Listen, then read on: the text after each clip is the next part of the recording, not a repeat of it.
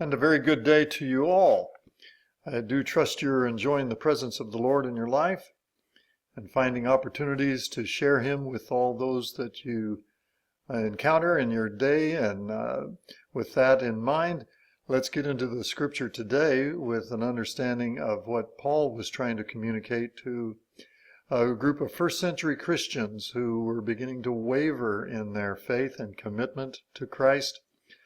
And so we go to the book of Hebrews. We're going to chapter 11 today. Pick up where we left off from last week's study, as we've just introduced the 11th chapter of the book, and his dealing with the men and women of faith out of the Old Testament. Many have looked upon Hebrews 11 as the hall of faith, where the great characters of the Old Testament are presented in light of their faithfulness to the calling of God in their life. This then becomes the illustration for this Jewish group of Christians as they are struggling with the persecutions that they were encountering and wondering if it might not be the best to go back into Judaism and just worship Jesus on the side, if you will. But these examples that have been pulled from the history of the Jews out of the Old Testament are set to provide a great example, not only to that first century Christian group of believers, but to us as well, as to how we're to live our lives in faith. So let's go to our PowerPoint and pick up where we left off last week. So again, our cover page for the series on the book of Hebrews, we're dealing with the most excellent Jesus, and secondary subtitle, Without the Camp and Within the Veil. We'll again touch on that in some detail in the weeks to come. But let's go to the 11th chapter and pick up where we left off. Chapter 11, verse 7 through 22 is what we will cover today. By faith Noah, after he was warned about what was not yet seen, obviously it had never rained before in the history of the world, according to the book of Genesis, that this was the first rain that was going to fall upon the earth, and in so doing, this would have been the first flood, and therefore the preparation for that flood was unique. So Noah, after he was warned about what was not yet seen, and motivated by godly fear, built an ark to deliver his family. By faith he condemned the world, and he became an heir of the righteousness that comes by faith. Okay, so this idea of Noah doing things by faith is, again, carrying on this theme in this text, where the Apostle Paul is laying out that faith is action. It is actually doing something with the beliefs that are guiding and directing the heart. And we'll talk about that in some detail. And of course, each one of these Old Testament saints is preceded by the words, by faith.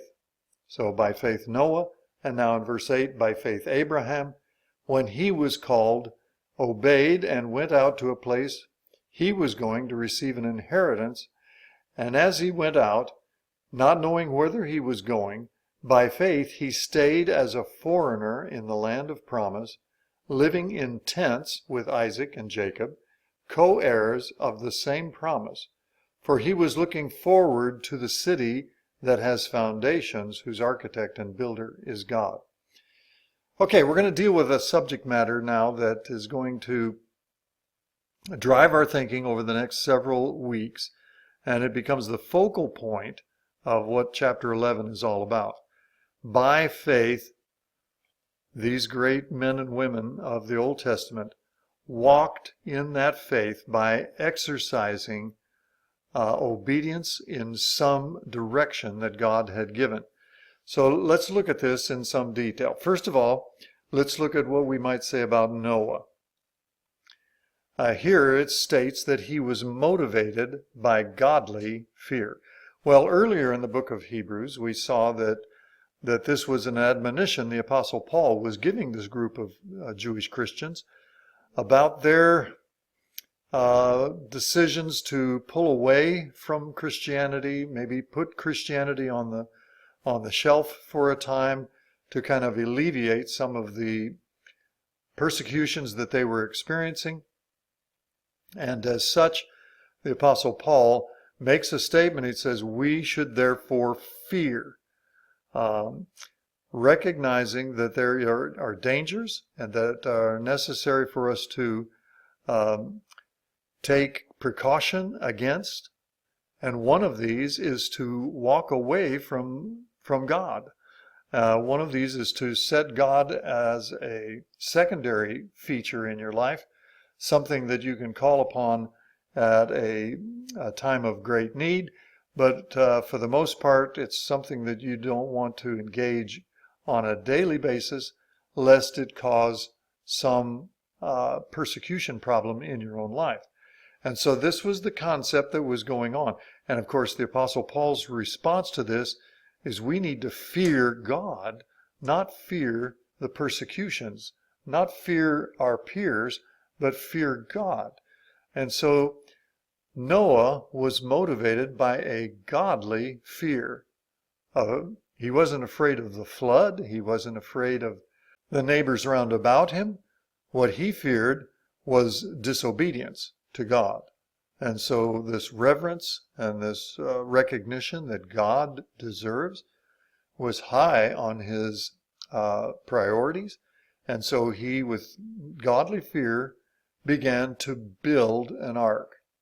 Now, I've highlighted this because I want to show you that as we go through these great men and women of faith in the Old Testament, he's always going to start out by saying, by faith. Then he's going to give the name of the individual out of the Old Testament to be used in illustration. And then he's going to say what they did in response to their faith. Their faith motivated them. Their faith was the instrument by which their lives were directed. But that being said, they were directed into doing something. I had a professor in seminary, and he told me at one point, he said, faith is a verb. And I liked that. So many times we think of faith as a noun, something that we hold as a possession. And I have faith. And I can apply that faith in different ways, like I would write checks out of my bank account. I've got a resource there and I'm drawing on it. And sometimes that's the way we think of faith. It's a reservoir, it's a well that we can go to and draw out. But the faith that the biblical accounts give us is a faith that is in motion. We read in chapter 10 of the book of Hebrews that we should live by faith, that there is an ongoing activity, a representation in our life of what is going on in our heart. And if we have faith in something, there is an action that is responding to that faith. So faith is a verb. I like that a lot. So you'll notice here in the case of Noah, by faith, Noah, motivated by fear, godly fear, but then he builds an ark. This is action. This is a observable behavior that he is exhibiting, and one could look upon him and what he was doing and reason from that, deduce that he is moving in faith. So think of that as we go through these great characters out of the Old Testament, that when their faith is mentioned, there is an activity that's associated with it. Now, in Christendom, here especially in the last 150 years or so, there has been a push, at least in Western Christianity, that the idea of action and performing deeds needs to be considered if it be in light of the idea that that action, that behavior is going to gain you some access to God, gain you some favor with God. gain you some righteousness that you can present before God. And of course, what Christianity has done, especially Western Christianity, is bring this to a focal point, a boiling point, if you will, in the lives of people, that they don't want to do anything for fear they're doing it in response to a legalistic principle. And we need to understand that God has called us to good works, that we are thoroughly furnished unto all good works, according to Paul's reference to Timothy about the Word of God. We're called to labor on behalf of the kingdom. Christ himself called us to labor on behalf of the kingdom, that we're to not lay up treasures on earth. We're to lay up treasures in heaven. We're to provide for the poor. We're to do healings. We're to cast out demons. We're to do all kinds of behaviors that could be manifest and observed. And all of this is in action, represented in obedience to God and his word. But it is not to gain his approval. It is not to gain his access. It is not to gain any of the righteousness that he pours out to us by faith. But if we contrast what most people believe Paul is saying to what the Apostle James is saying when he says, if you say you have faith, I will show you my faith by what I do. The actions that I perform are faithful. They come from faith, but they are in response not to gain access to God or to gain approval of God, but to be obedient to God. And so faith without works is dead, according to James. Yes, Paul is correct. No flesh will be justified by the deeds of the law, but good works are to be the produce of a faithful life.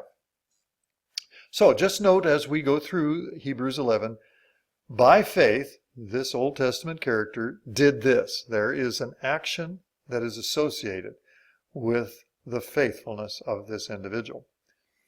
So Noah was moved with godly fear. He built an ark. This produced deliverance of his family. It also created a condemnation of the world by contrast. He became righteous in his faith. And now here is the world that is beholding what he's doing, and it is a condemnation to them. So he becomes the heir of righteousness that comes by faith in his deeds, what he was doing as a response to his godly fear. How about by faith Abraham? By faith Abraham, when he was called, he obeyed. This is extremely powerful, in that it is a demonstration that Abraham had something in mind when he obeyed. He had heard the word of God. When he was called, God told him to leave his family in Ur of the Chaldees to come to a place that God would show him, and he would be given a land of promise. And so he obeyed. The initiation was God coming to him and giving him instruction, and he moved in accordance to that instruction. That is an action. That's verbiage. So when he was called, he obeyed, and he went out. These are observable behaviors that Abraham is exhibiting, because he is moving in accordance to the word of God, the will of God, and he is obeying, and he is going out as he was commanded. And he's going to a place to receive as an inheritance, a place he did not know where he was going. I find that fascinating. How do you know which direction to go? Obviously, there's a leadership of the Spirit, and he's moving in obedience to that. And in so doing, he is moving by faith. He's going to a place where he does not know where he's going. And yet, God is leading and guiding him to this place, and he was going to receive it as an inheritance. By faith, Abraham stayed as a foreigner in the land of promise.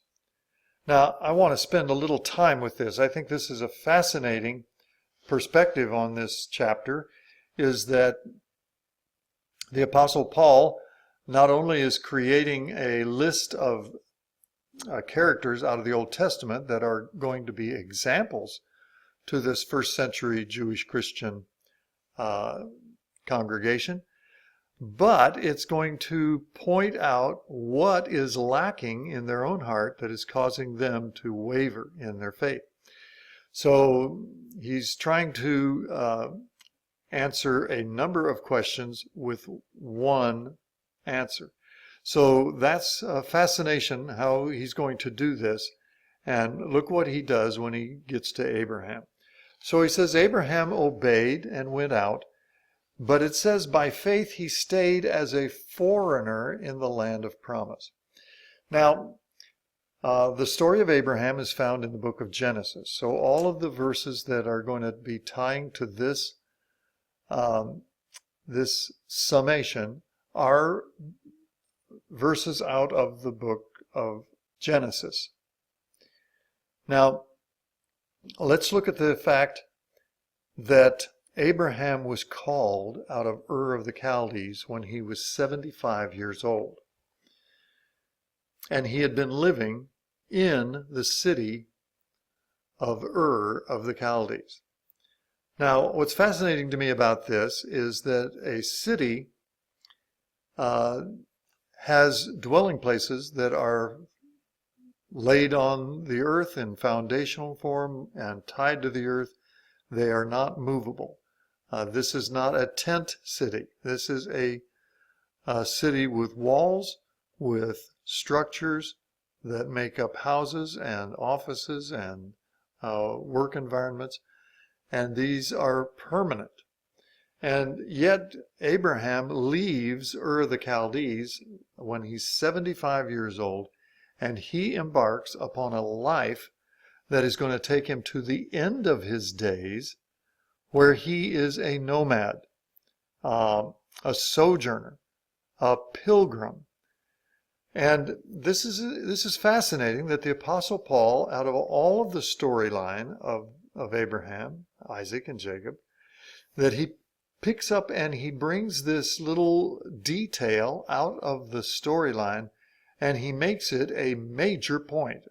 He makes a great deal of effort to establish these truths in these verses.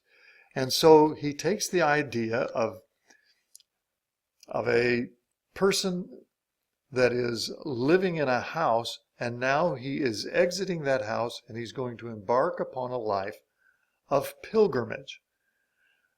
And when I say life, I mean life. We're going to start and kind of trace through Abraham's life and the age he was as time passed and these different stories unfold in his presence.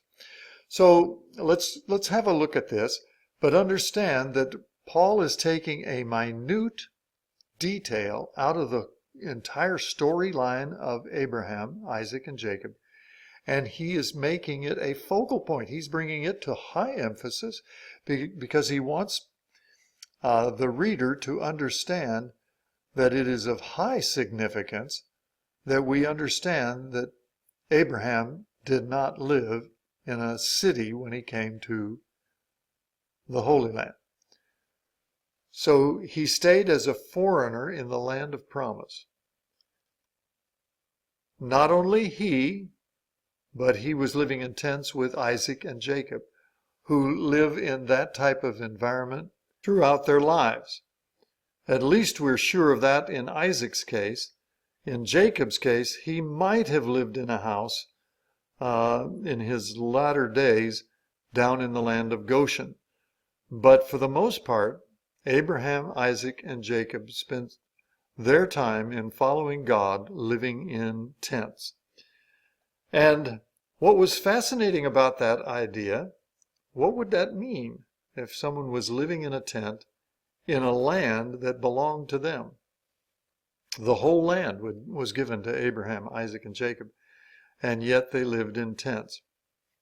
Well, verse 10 tells us, for he who was looking forward to the city that has foundations, whose architect and builder is God. So it wasn't that Abraham was averse to city dwelling. He was looking for a city. Abraham was looking for a city, but it was a special city, a city that had foundations. The roots of the city were founded by God. He had not only planned it, but he had executed the building of it. And as Abraham traveled all through the promised land, it was obvious he could not find that city. So Abraham was looking by faith. He was searching out by faith a city that had spiritual connections to God, and he never found one. So let's look what that might look like in kind of a breakout study. So I want to talk about Abraham the foreigner, and look at several verses of scripture out of the book of Genesis that show us that Abraham considered himself a foreigner, a stranger, a pilgrim, a traveler throughout the land. Well, let's start in verse 5 through 9 of Genesis 12. This is where we pick up the story of Abraham when God comes and calls him out of Ur of the Chaldees. So he immediately obeys, and he makes his way up the Fertile Crescent. The Fertile Crescent would be a shape on the map where Abraham left Ur of the Chaldees. He traveled up between the Tigris and the Euphrates rivers, and then swept back down through Lebanon, through the coasts of Israel, and then that would have extended down in through the Nile Valley of Egypt. That Fertile Crescent has been referred to as the cradle of civilization. You had great civilizations that occupied that land. You had the Babylonians over in the east. You had the Assyrians, the Medes and the Persians in the north. And then in the farthest south, you had Egypt.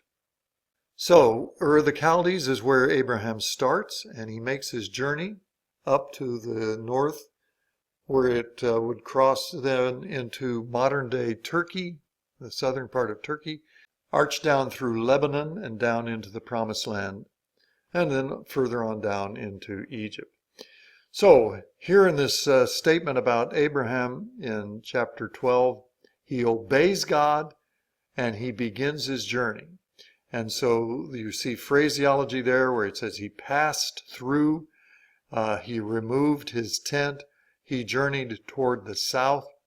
All of this is a perfect reference of the fact that he is not residing in a house with a foundation. He is in a tent. He will break the tent, he'll break the tent ground, and then move to a new location, then set up his tent and dwell there for a while. How about Genesis 13, verses 3 and 4? And Abraham went on his journeys throughout the land of Israel. Verse 17 and 18 of the same chapter, he would walk the land according to the instructions of God. Every place you place your foot will belong to you, but walk the entire land. And Abraham obeyed, he removed his tent. Chapter 18, we see this jump forward a number of years. You can see the jump from chapter 13 to chapter 18. And here now, the angel of the Lord is coming to him to give him instruction about the birth of Isaac. Well, a lot has happened between chapter 13 and 18, one of which is the birth of Ishmael. Now, we know the story that Sarah was barren, and therefore how could this promise of a child come forth through Sarah. And so Sarah gives to Abraham her handmaid, Hagar. And he has relations with her. She becomes pregnant. She has a child. His name is Ishmael. And Abraham thinks this is the fulfillment of the promise. And of course it is not. God comes and tells him that the day is coming when Sarah is going to have a child. And he laughs. Sarah laughs.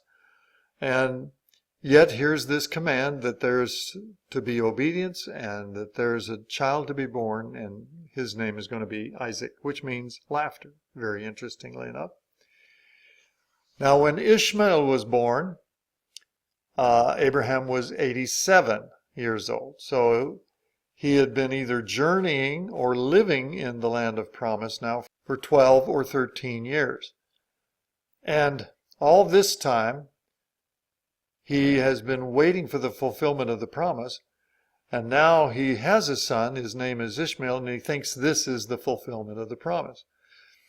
But what I want to pull from is this idea that Abraham is living in a tent, because here comes the Lord after Ishmael is born and sits and tells Abraham that he and Sarah are going to have a child. So the story continues, but notice that Abraham is living in a tent still.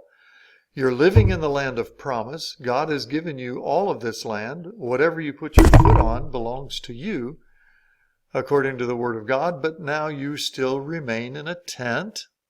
How strange is that? Then we jump to chapter 20, and Abraham is still moving around. He's moving down to the south. Chapter 23, Abraham's wife Sarah dies. Now she is 127 when she dies. And we know from the earlier story that Abraham is 10 years older than Sarah.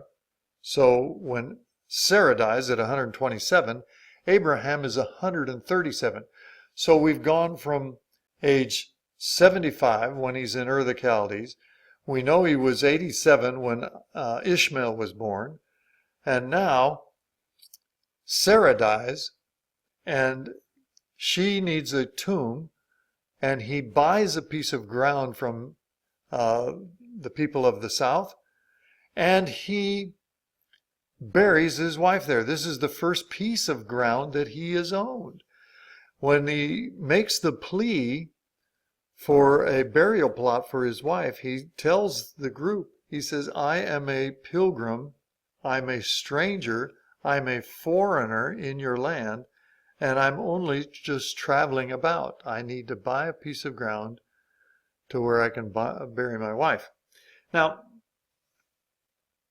this is that verse 23:4, where he says, I'm a stranger and a sojourner. I am a pilgrim. I am not a local.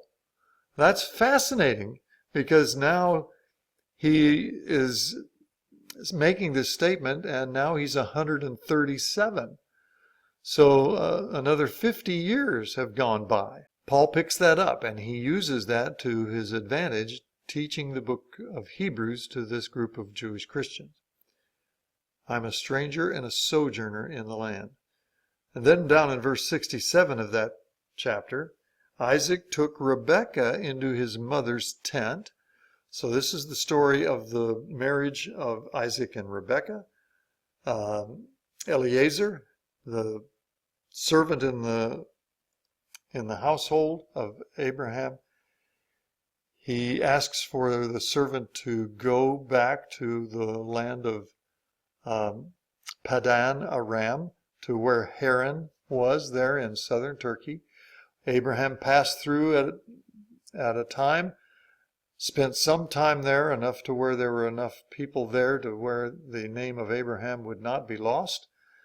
They would have recognized him. In fact, some of his family members are there. And so Abraham sends his servant Eliezer back to the land and receive a bride for Isaac. And Eliezer brings back Rebekah, And when they arrive back home, Isaac takes Rebekah into his mother's tent. So here this tent is still being used. It's part of the household of these nomads. And Abraham is using those tents to demonstrate that he is looking for the long-term place that God has for him. How about verse 27 of chapter 25? Here's a passage that says that Jacob would dwell in tents. Chapter 26, verse 25. Isaac pitched his tent. So now we're into another generation and still living as a nomad. And of course there are other great verses, chapter 31, verses 25, 33, and 34. Next is Genesis 33, 18 through 19. Again, references that they are living in tents. Their expectation is that they will have no building for their house. And finally, Genesis 35:21 talks about how they continue to live in tents, Jacob especially. So throughout their lives, although they own the land of promise, they exhibit the fact that they are living as nomadic people. And can you imagine living 100 years in a piece of land that was your own and you not build a building that would be your home, that you're living in a mobile home or a tent? And the Apostle Paul picks up on this minute, interesting key to the story, that Abraham, Isaac, and Jacob, living in the land of promise, always stayed in a tent.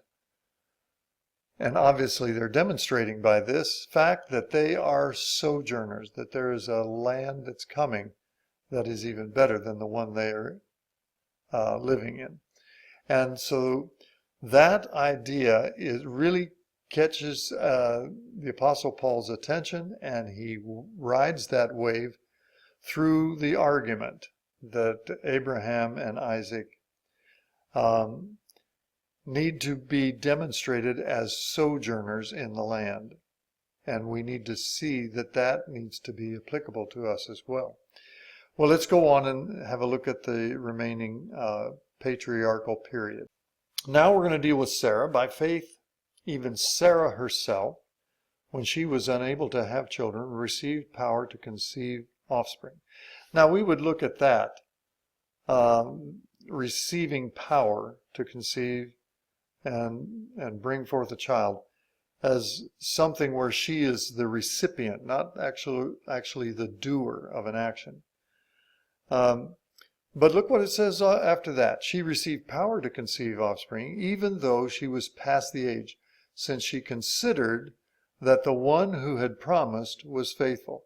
So here is an action. She considered that God was faithful, and so she could rest in that and bring forth a child. Therefore, from one man, even in fact one as good as dead, by this time Abraham was 99 years old, and he would have the child when he was 100. So being as good as dead, came offspring as numerous as the stars of heaven and as innumerable as the grains of sand by the seashore. These all died in faith. Now here is the comment that the Apostle Paul is making on Abraham and Sarah in this regard. These all died in faith, without having received the promises. Although they were looking for the promises and looking diligently for the promises, they remained steadfast to the calling of waiting on God, looking for God's answer to what he had already promised. And so there is a faith that is being exhibited on a daily, weekly, monthly, yearly basis. And so for that reason, we can see that this idea of I need to have the promises fulfilled in my life now, I can't wait for them, is actually detrimental to our faith. We're to hold on to faith with great confidence, even if the promises do not come in our lifetime. We can look and see them afar off. Look what it says here. They all died in faith, having not received the promises, but they saw them from a great distance. And they greeted them and confessed that they were foreigners and temporary residents on the earth. So they were living in tents as the great illustration, the great testimony of their faith that God was going to bring about an ultimate restoration of this world. And the sin of this world would be done away with, and all the sorrow that accompanied this world would pass away, because that which we have been promised will come to pass. But it's not necessarily in a sliver of land 30 miles wide by 70 miles wide, in what we would refer to as the promised land. The whole earth is to belong to God. The whole earth is full of His glory. The earth will be filled with the glory of God the way the waters cover the sea. And this whole earth is to be filled with righteousness. This whole world is to be inherited by the meek. Jesus said, "Blessed are the meek, they shall inherit the earth." Not just inherit a small sliver of land in Palestine, but inherit the entire earth. Consider what Ezekiel does when he concludes his prophecy. He describes the temple of the Lord. But it's a temple that has dimensions that are beyond the dimensions of the sight. How about when John sees in the book of Revelation the holy city descending out of heaven and taking up its residence on the earth?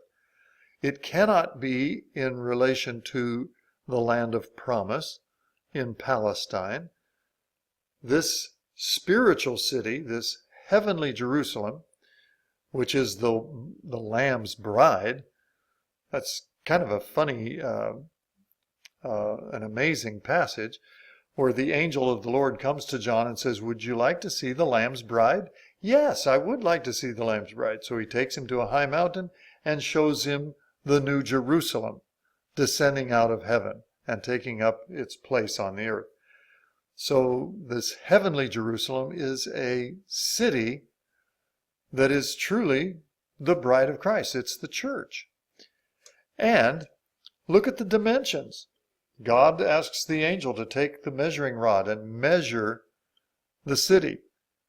And lo and behold, when you calculate up all the measurements, it's about 1,300 miles wide, 1,300 miles deep, 1,300 miles tall. It's a cube. Well, you couldn't fit that New Jerusalem on the Holy Land. It would absolutely obliterate it. 1,300 miles. We're talking about something near New England all the way down to the middle of the country.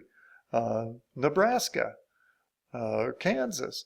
So the idea that that the Holy Land is the place of habitation, it doesn't make sense. It's taking away the spiritual aspect of what God was leading Abraham, Isaac, and Jacob to describe. Look at these next thoughts. These all died in faith without having received the promises, but they saw them from afar off, a distance. They greeted them, confessed that they were foreigners and temporary residents on the earth. Now those that say such things make it clear that they are seeking a homeland. If they were thinking about where they came from, they would have had opportunity to return. But now they desire a better place, a heavenly place, a spiritual place.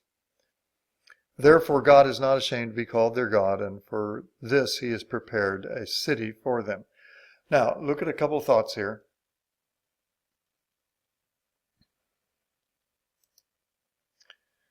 They are foreigners and temporary residents on the earth. They're sojourning.